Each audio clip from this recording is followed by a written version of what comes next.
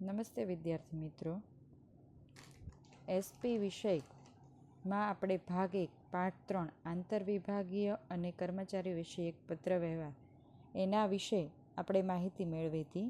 એમાં મુખ્યત્વે નોટિસ, પરિપત્ર, મેમો દરેકની માહિતી મેળવ્યા બાદ હવે મુખ્ય આવે છે કર્મચારી વિષયક પત્રવ્યવહાર, જેમાં પ્રસ્તાવના લેખે આપણે કર્મચારીઓ કે વ્યાપારી પેઢી કે સંસ્થાની પ્રવૃત્તિ જે સંચાલનમાં ટેકનોલોજીનો ઉપયોગ વધવાથી સનિષ્ઠ કર્મચારીનું મહત્ત્વ પણ વધ્યું છે કે દરેક જગ્યાએ કર્મચારી હોય છે. આજે ધંધામાં માનવ સંસાધનને સંપત્તિ તરીકે ગણવામાં આવે છે, માટે કાર્યક્ષમ કર્મચારીઓ મેળવવા માટે તેમને જાળવી રાખવા ખૂબ જ જરૂરી છે. આપણને ખબર, જેની પાસે ટેકનિકલ જ્ઞાન હોય, ટેકનોલોજીકલ માહિતી હોય, જેમની પાસે સ્કિલ પાવર હોય તો તે આગળ ટકી શકે છે. આ સંજોગોમાં ભરતી, નિયુક્તિ, બદલી, અપકર્ષ કે નોકરીની સમાપ્તિ જેવી પ્રક્રિયા કરતી વખતે સાવચેતી રાખવી પડે છે. તે અંગેનો પત્રવ્યવહાર આપણે સમજવાનું ખૂબ જ જરૂરી છે. હવે કર્મચારી વિષયક પત્રવ્યવહારમાં આપણે સૌ પ્રથમ લઈએ તો ભરતીનો અર્થ. ભરતી એટલે શું? કે સામાન્ય અર્થમાં ભરતી એટલે વ્યાપારી પેઢી કે સંસ્થામાં જરૂરી કર્મચારીઓની નિમણૂક કરવી. વિશાળ અર્થમાં ભરતી એટલે યોગ્ય સમયે, યોગ્ય લાયકાતવાળા અને યોગ્ય સંખ્યામાં કર્મચારીઓની નિમણૂક કરવી. હવે ખાસ યાદ રાખજો કે ભરતીની પદ્ધતિ એક પ્રત્યક્ષ ભરતી છે અને પરોક્ષ ભરતી છે.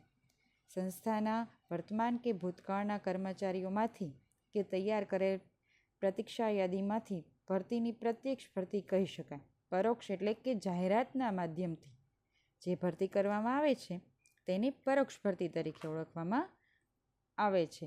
ભરતી અંગેના પત્રોમાં આપણે જાહેરાત, પછી અરજી મંગાવતા પત્રો, લેખિત પરીક્ષાની જાણ કરતા પત્રો, વ્યક્તિગત મુલાકાત માટે આમંત્રણ આપતા પત્રો, પ્રાથમિક પસંદગી, અંતિમ પસંદગી, આરોગ્ય અંગેની તપાસ વગેરે લગતા પત્રનો સમાવેશ કરવામાં આવે છે.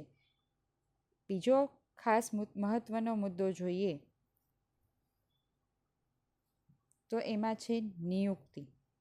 હવે નિયુક્તિ એટલે શું?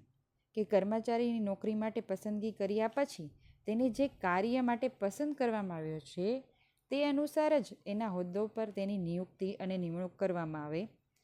પ્રક્રિયામાં સફળતા પામેલ ઉમેદવારો નિયુક્તિ પત્રક એટલે કે નિમણૂક પત્રક આપવામાં આવે છે.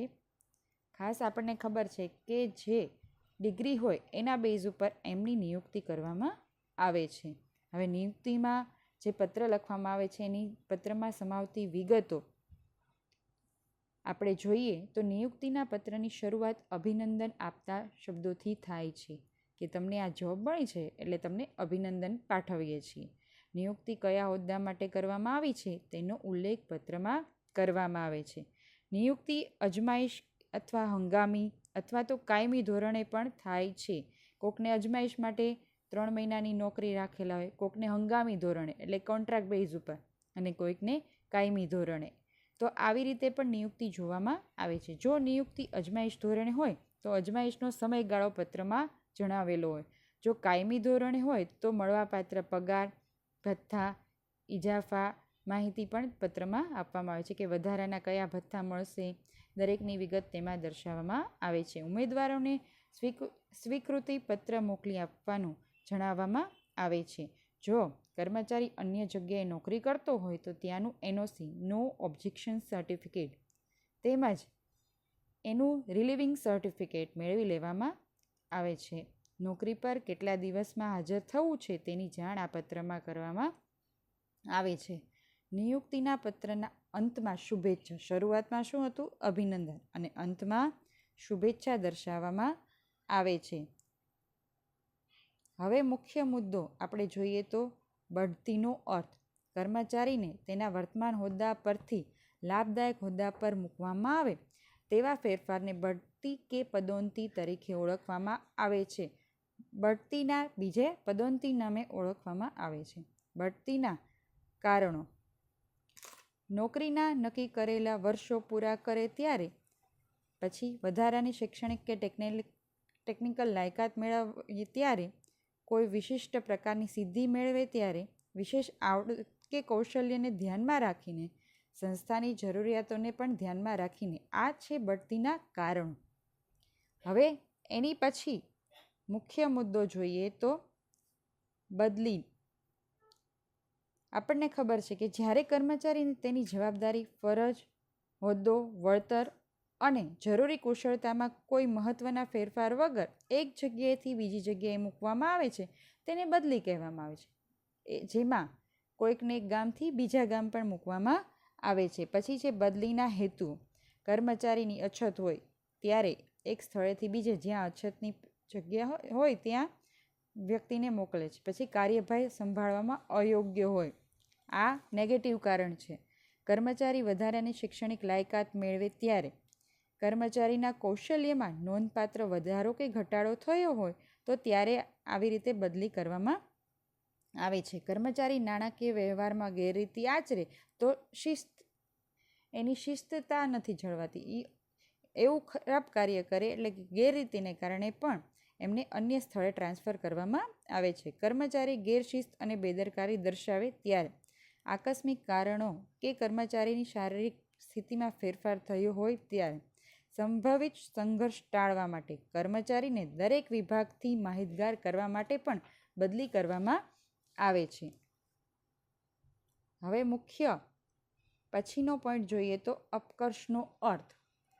કર્મચારીને તેના વર્તમાન હોદ્દા પરથી ઓછી સત્તા અને ઓછા લાભ મળે તેવા નીચલા હોદ્દા પર મૂકવામાં આવે તેને અપકર્ષ કહેવામાં આવે છે. અપકર્ષ અંગેના સંજોગો કે જ્યારે કર્મચારીની કાર્યક્ષમતામાં સતત ઘટાડો થાય ત્યારે, કોઈ કર્મચારી વારંવાર ગેરશિસ્ત આચરતો હોય ત્યારે, જ્યારે કોઈ કર્મચારી નાણાકીય ગેરરીતિ આચરે ત્યારે, અને અજમાયશ કર્મચારી કાર્યમાં જ્યારે નિષ્ફળ નીવડે, જ્યારે કર્મચારીને જાણ કરવા છતાં તેની ફરજમાં બેદરકાર હોય ત્યારે અપકર્ષનું પગલું ભરવું પડે છે. આ પત્ર લખવો એ અપ્રિય છે. આપણને ગમતો નથી. કોઈકને એના વર્તમાન હોદ્દા પરથી નીચો લેવાનું પત્ર લખવું આપણને ગમતો નથી. અપકર્ષના આવા સંજોગો પછીનો મુદ્દો જોઈએ તો એ છે નોકરીની સમાપ્તિ. નોકરીમાંથી છૂટા થવું અને નોકરીમાંથી દૂર કરવા તે બંનેનું પરિણામ એક જ છે, છતાં બંને વચ્ચેની પ્રક્રિયામાં અને કારણોમાં તફાવત છે. હવે કેટલીક વાર યાંત્રિકરણને કારણે સ્વૈચ્છિક નિવૃત્તિ યોજના કે સૌહાર્દ અને સૌજન્યપૂર્વક છૂટા પાડવાની યોજનાના હેઠળના કર્મચારીની નોકરી સમાપ્ત કરે છે. આપણને ખબર છે કે એ તમારા માન સહિત એને સન્માન કરવામાં આવે છે.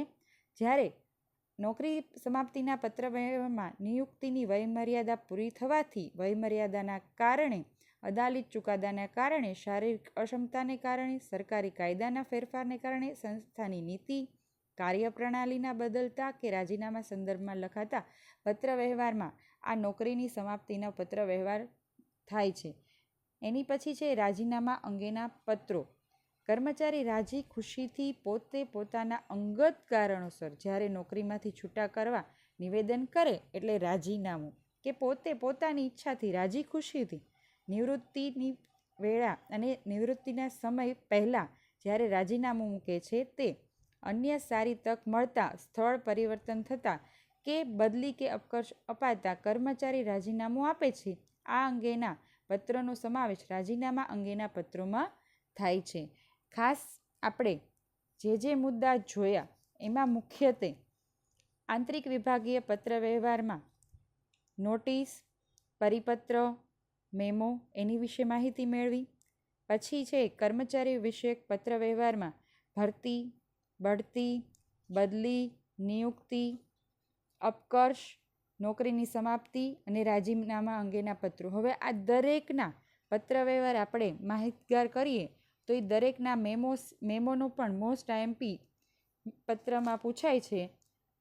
તમે દરેક વિદ્યાર્થીઓને પત્રવ્યવહારની આપણે શરૂઆતથી શીખેલા છીએ એટલે શરૂઆતથી અત્યાર સુધીના પત્રો લખવાના પ્રયત્ન કરવાના રહેશે. પછી પત્ર વારાફરતી ન સમજાય એ સમજાવી દેવામાં આવશે.